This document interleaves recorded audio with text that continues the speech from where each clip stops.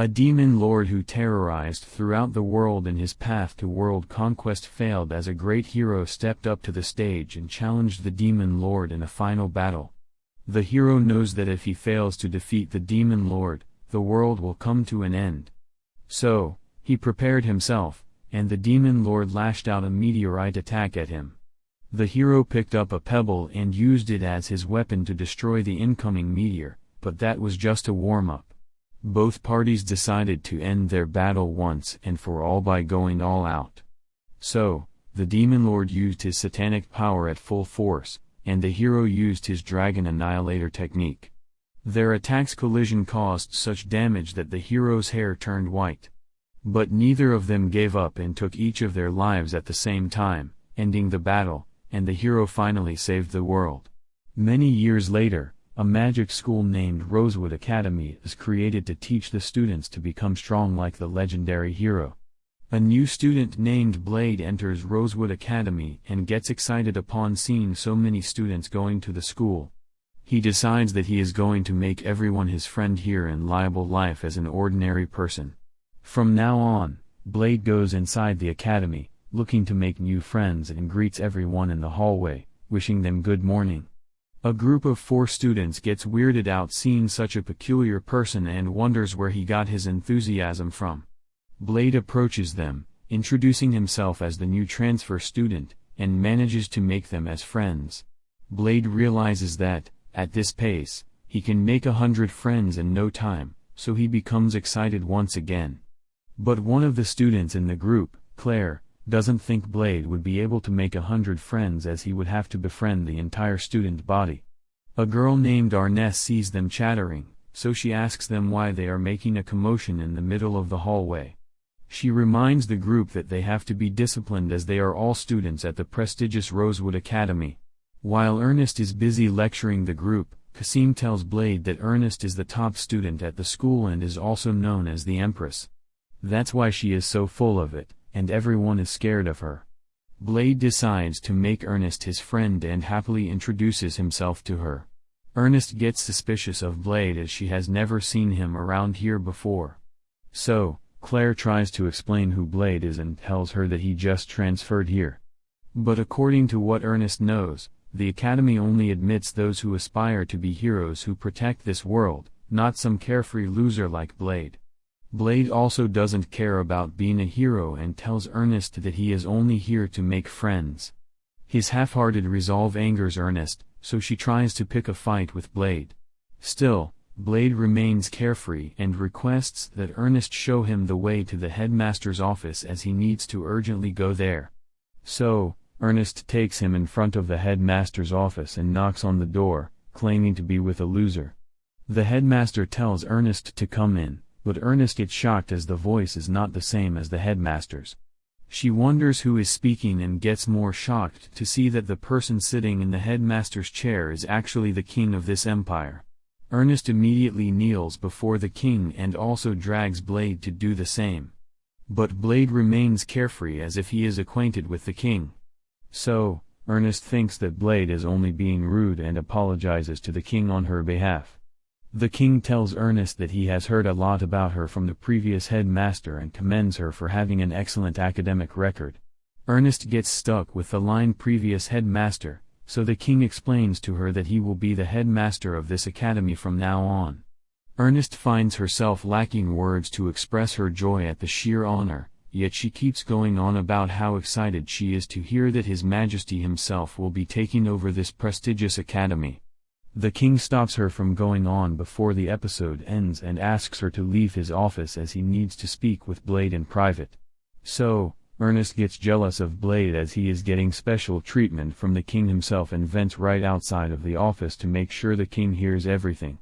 Blade ignores it and asks the king what he is doing here instead of the actual headmaster. They both talk to each other as if they are old friends, and the king explains that he is only here to help Blade regain his powers as a hero. Blade tells the king that he just wants to be an ordinary person, but the king is determined to help Blade regain his powers and announces his plan to make a lot of changes in the curriculum activities to further help Blade. But Blade doesn't want to be a hero anymore as the Demon Lord has already been defeated. The king reveals that the battle that ended in a draw between the demon lord and the hero resulted in both getting stripped of their powers. The king also reveals that the great hero is none other than Blade, so he wants Blade's great powers to be resurrected later at the training grounds. Ernest sees Blade coming, so she asks him what his business is here. She tells him that this place is strictly for the advanced class. So, Blade explains that when he took the entrance exam, he actually got admitted to the advanced class instead of the lower class like everyone else. Naturally, Ernest assumes that Blade just used his nepotism powers to get in here, seeing how close he is with the king himself. She also assumes that Blade must have cheated in the entrance exam if he didn't use the backing of the king. Ernest goes on to lecture Blade for being carefree and grabs all of the students' attention because of her loud voice. Blade tells Ernest that he is not carefree at all and is fully serious about making 100 friends here. To prove his seriousness, Blade immediately goes to introduce himself to the students at the training grounds and makes everyone flustered. Ernest gets super irritated, so Blade pats her head to calm her down. But instead of calming down, Ernest becomes an angry tomato and attacks Blade with her great sword. However, she doesn't manage to land one hit as Blade is the main character here. A student named Sophie ends their short battle as the instructor is calling everyone to assemble. While Blade tries his best to make Sophie his friend, Ernest goes to the instructor to ask him to test Blade's overall ability. Although this wasn't in the instructor's lesson plan, he cannot go against the great Ernest Flaming's decision. So, Blade's ability training begins, and Ernest tells him that to prove that he is worthy of being in the advanced class, he has to slice through the enchanted metal armor. Blade believes this to be a simple task and uses his legendary Dragon Series technique, surprising everyone, and the move Dragon Eater to completely destroy the metal armor. His attack is so strong that the shockwaves even destroy Ernest's clothes, and she is sent flying away. Everyone at the training grounds, except Sophie, falls flat on the ground. So, Blade wonders if he went overboard with it. Ernest, even in her unpleasant outfit, asks who Blade actually is, and Blade explains that he is just an ordinary person. Later at the cafeteria, Blade comes to eat with Ernest and even tells his first friends of this school, Claire and her friend group, to hang out with him. But they don't come here because they are scared of Ernest, and Ernest knows of it as well. While Blade proceeds to eat the curry like a crazy person, Ernest apologizes to him for accusing him of being unworthy of attending this school. But Blade explains that he doesn't even remember her accusing him. Blade finishes his meal and thanks Ernest for helping him out earlier. He thought he wouldn't be able to make any friends here since he is a transfer student, but he considers Ernest to be his friend. Ernest gets embarrassed as he is probably her first friend and tells Blade that she also considers him her friend. Later at night, Ernest returns to her room and gets secretly excited as she finally makes her very first friend. Her great sword suddenly starts shaking, and she remembers when her sword called her to it when she was just a kid. The sword told her to surrender herself to it, and she unknowingly touched it, turning her black hair flaming red. The same sword made her do unthinkable things, and now that she is becoming a bit soft, it calls her again to kill. But Ernest no longer gets manipulated by the sword and controls it with her willpower. The next morning, she trains fiercely with her sparring partner Leonard, who is a lance wielder. Blade watches the fight as a spectator and cheers Leonard on. So, Leonard decides to give him a good show and use his flashy moves against Ernest. But he loses against Ernest as she is the top dog, and she almost kills Leonard because of her sword manipulation. Blade realizes that something is definitely wrong but decides to just keep an eye on it for now. Ernest calls for the next contestant to battle against her, and Sophie steps up to take her on. Sophie prepares to fight with her metal-covered fists, and before the fight begins, she tells Ernest to stop her rampage of taking everyone. But Ernest doesn't listen to her and begins slashing her with her great sword. Sophie, however, blocks every attack with her metal fists and counterattacks with her punch. She manages to corner Ernest so much that she decides to use her flame magic infused with her sword. Sophie admits defeat, but before things escalate further, But Ernest isn't done fighting yet and calls Blade to be her next opponent.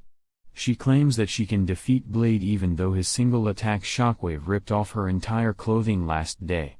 Blade hesitates as he sees that Ernest is acting quite unstable. His speculations tend to be true as Ernest faints after being burned into flames by her sword.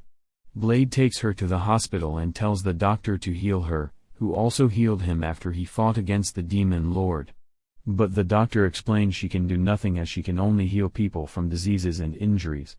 According to the doctor's inspection, Ernest is conjured by a spell or a curse, which is outside of her expertise. That's why she cannot help cure her. Ernest regains consciousness and learns from Blade that she passed out on the training grounds. She doesn't remember and wonders if she did something wrong when she lost control of herself. But Blade assures her that she only fainted, so she gets relieved. The doctor tells Ernest to take rest, but she claims she feels okay and wants to be discharged. So, Blade assures the doctor that he will keep an eye on her and helps get Ernest back to her classroom. Although Ernest barely manages to stand, she decides to walk on her own as she cannot let the other students see her in this state. But Blade tells her that she can always lean on him because they are friends. Still, ego is bigger for a noble than being friends, so Ernest keeps walking alone and tells Blade not to tell anyone about her being ill. Afterward, Blade goes somewhere alone in secret and enters the server room of the Rosewood Academy. He defeats all of the security bots and then looks up Ernest's sword data on the computer. He learns from the data that her sword is a demon sword called Asmodeus. So, he realizes what's going on and goes to meet with Ernest, telling her that he knows about her great sword secret. They go to the roof of the academy to talk in private, and there Blade reveals that Ernest's demon sword has its own will and grants its owner tremendous power. However, he believes Ernest doesn't have full ownership of her demon sword because she can't control it. Ernest knows that as well and tells Blade that she unknowingly laid her hands on the cursed sword when she was 6 years old. The sword tried to take her over and overflow her with bloodlust. Even now, the voice of the sword commands her to burn everything. So, the only way to cure herself of this curse is to become its true owner. Blade tells her she has to kill the demon inside the sword to become its owner and he promises to help her do so. So, Ernest, believing in Blade, challenges the demon Asmodeus living in her sword to a battle. But unfortunately, the demon takes over her, and she turns into a fire demon. It's up to Blade to help Ernest swing against the fire demon Asmodeus. Did you enjoy this recap? If you did, kindly like this video and subscribe to our channel so we can bring you the recap of the next episodes of this exciting action anime series. Until next time.